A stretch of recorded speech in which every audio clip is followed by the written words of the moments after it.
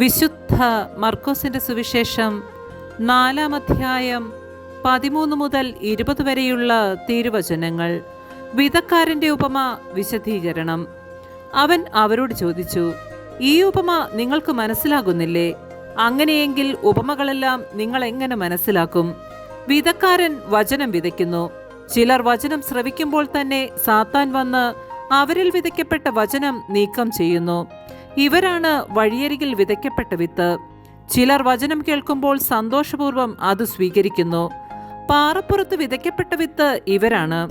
വേരില്ലാത്തതിനാൽ അവ അല്പസമയത്തേക്ക് മാത്രം നിലനിൽക്കുന്നു. വചനത്തെ പ്രതി ക്ലേശവും പീഡയും ഉണ്ടാകുമ്പോൾ തൽക്ഷണം അവർ വീണുപോകുന്നു.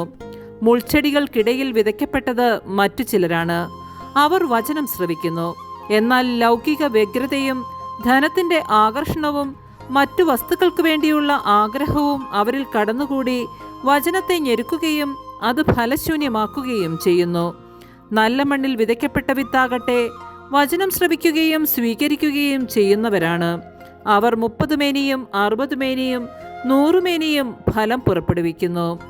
നമ്മുടെ കർത്താവായ മിശിഹായ്ക്ക് സ്തുതി.